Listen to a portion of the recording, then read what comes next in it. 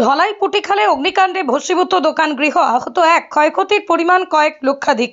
ধলাই থানাধীন পুটিখাল জিপির পাটিকাল গ্রামের বিষ্ণুপদ চক্রবর্তীর গালামালের দোকান পুড়ে ছাই হয়ে যায়। বুধবার বিকালে বিধ্বংসী অগ্নিকাণ্ডে ভস্মীভূত হয়ে যায় দোকান থেকে দ্রব্য সামগ্রী। দোকান থেকেই জরুরি সামগ্রী বের করে আনতে গিয়ে অগ্নিদগ্ধ হয়ে গুরুতর আহত হয় দোকানির ছেলে বিক্রম চক্রবর্তী, বয়স 29। সাথে তাকে শিলচর মেডিকেল কলেজ হাসপাতালে প্রেরণ করা হয়। স্থানীয় লোকজন জানান, হঠাৎ করেই দোকানের মধ্যে দাউ দাউ করে আগুন জ্বলতে দেখে লোকজন দৌড়ে এসে আগুন নেভানোর চেষ্টা করলেও তা বৃথা হয়। পরেই ধলাই পুলিশ ও ফায়ার সার্ভিসে খবর দেওয়া হয়। অগ্নিকাণ্ডের খবর পেয়ে ধলাই থানার পুলিশ ও দমকল বাহিনীর কর্মীরা আগুন নিয়ন্ত্রণে আনলেও ততক্ষণে সবকিছুই ধ্বংসস্তূপে পরিণত হয়ে যায়। ক্ষয়ক্ষতির পরিমাণ কয়েক লক্ষ টাকা হবে বলেই অনুমান করা হচ্ছে। তবে আগুন লাগার সঠিক কারণ জানা যায়নি। অনেকে বলছেন বিদ্যুতের শর্ট সার্কিট থেকে অগ্নিকাণ্ডের সূত্রপাত হতে পারে। আমি তো বাজারও আসলাম, বাজার থেকে যখন আইছি প্রায় ধরলেন আধা ঘন্টা আগে আইছি, দেখছি এখানেও মানুষের ভিড়।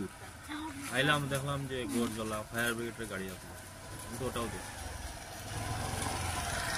কিরকম লাগছে এটা আপনারা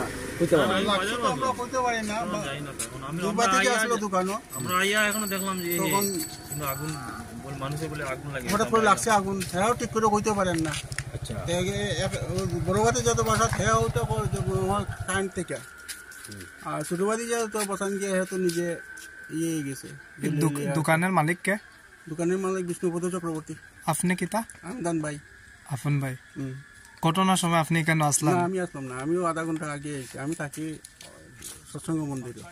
আচ্ছা, কেমন ক্ষয়ক্ষতি হয়েছে আপনার? এটা তো ঠিক হইতে পারতো না দাদা, সব বসীভূত হয়ে গেছে। বসীভূত হয়ে গেছে সব শেষ। মানে কিছু বাইর করতে পারছেন? 300 টাকা দোকান, কতটুকু মাল হইতে পারে এখন বুঝতেছি না। মানে কিছু বাইর করতে পারছেন না? কিচ্ছু না, ও তো আপনার সামনে আছে, সব জ্বলা। ঠিক আছে।